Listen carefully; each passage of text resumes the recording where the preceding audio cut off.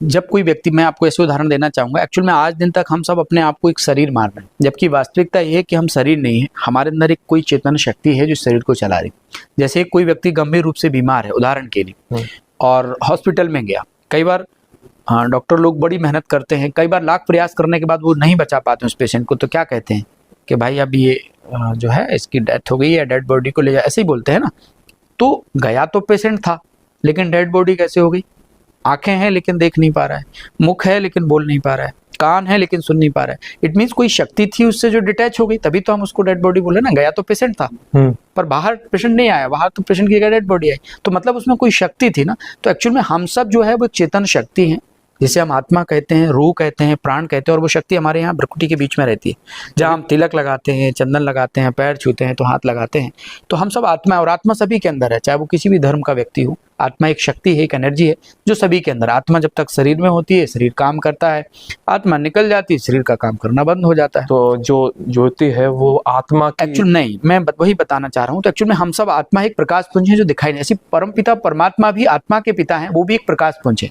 हम लोग चूंकि जन्म मरण में आते हैं इसलिए मनुष्य आत्मा है, और परम पिता परमात्मा जन्म मरण से न्यारे हैं इसलिए वो परमात्मा है। इसलिए आपने देखा होगा हम लोग परमात्मा को शिव जी के रूप में याद करते हैं। आपने देखा होगा शिवलिंग के बीच में 3 लाइन होती है, बीच में एक पॉइंट होता है, वो परमात्मा का स्वरूप है। इसलिए शिवलिंग का एक बहुत प्यारा सा नाम है ज्योतिर्लिंगम। ज्योतिर्लिंगम कहते हैं नहीं कहते हैं? 12 ज्योतिर्लिंग प्रसिद्ध हैं। तो ज्योति माने प्रकाश, लिंग माने स्वरूप। परमात्मा प्रकाश स्वरूप है, इसलिए उनको ज्योतिर्लिंग कहते हैं। लेकिन ज्यादातर लोग तो उसको आंख मानते हैं। हाँ, अब अलग अलग लोगों की मान्यता है, अब उसको पूजे कैसे इसलिए इतना बड़ा शिवलिंग बनाया हुआ। लेकिन ज्योति का मतलब तो प्रकाश ही होता है। तो हम आत्मा भी प्रकाश रूप हैं और परमात्मा भी प्रकाश स्वरूप हैं। बस डिफरेंस ये है कि हम लोग जन्म मरण में आते हैं इसलिए मनुष्य हैं, और वो जन्म मरण से न्यारे हैं इसलिए परमात्मा है। इसलिए आप देखेंगे शिव के अनेक नाम है, अनेक मंदिर मिलेंगे, है ना। अचलेश्वर, गुप्तेश्वर, कोटेश्वर, पापकटेश्वर, महाकालेश्वर। तो क्या शंकर और शिव दोनों में अंतर है? ये भी आपने एक अच्छी बात कही। शिव जो है वो सृष्टि के सृजनहार हैं, सृष्टि के नियंता हैं।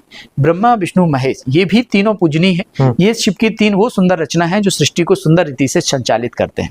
ब्रह्मा जी के द्वारा सृष्टि की स्थापना का कार्य होता है, विष्णु जी के द्वारा सृष्टि की पालना का कार्य होता है, और शंकर जी के द्वारा इस पुरानी आश्रित तमो प्रधान सृष्टि के संहार का काम होता है।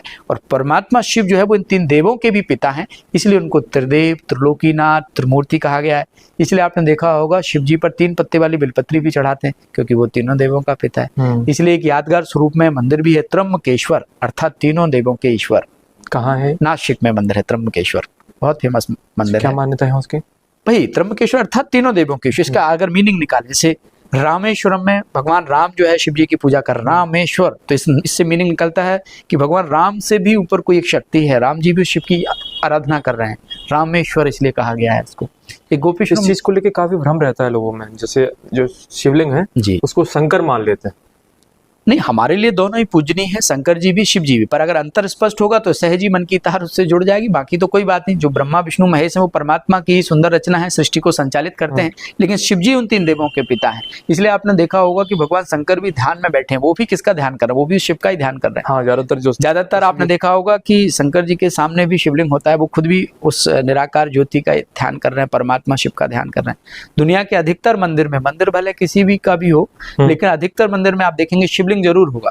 तो शिव जो है वो जनरली सभी के पिता हैं, जन्म मरण से न्यारे हैं, इस सृष्टि के नियंता हैं, ज्योति स्वरूप हैं। दुनिया के अन्य धर्मों में भी परमात्मा को निराकार, ज्योति स्वरूप, लाइट, प्रकाश या नूर ही माना गया है। आप देखेंगे अलग अलग धर्मों में भी, आप देखें किसी भी धर्म पिता ने ऐसे नहीं कहा कि मैं ईश्वर हूँ। सभी धर्म पिता जनरली ऊपर की ओर इशारा करके गए हैं कि ईश्वर एक है। तो कोई उसको लाइट के रूप में पूज रहा है, कोई नूर कह रहा है, कोई ज्योति कह रहा है, कोई प्रकाश कह रहा है, तो वो एक ही ना। और वैसे भी देखा जाए ईश्वर एक ही होगा। अगर ईश्वर अलग अलग होते तो फिर सबकी बनावट अलग अलग होती, 2 आंख, 2 कान, 1 मुख, 2 हाथ, सबके एक जैसे नहीं होते। तो इसका मतलब ईश्वर तो एक ही है। लोगों के मानने के तरीके अपने अपने हैं, लेकिन है वो एक ही। याद सब अपने अपने ढंग से उसको करते हैं, और वो निराकार है ना। वो कभी जन्म मरण में नहीं आते, वो सभी के परम पिता हैं, परम शिक्षक हैं, परम सदगुरु हैं, सृष्टि के आदि मध्य अंत के ज्ञाता हैं, सृष्टि के नियंता हैं, रचयिता हैं। उनकी अपरम अपार महिमा है, जितनी महिमा गाए उतनी कम है।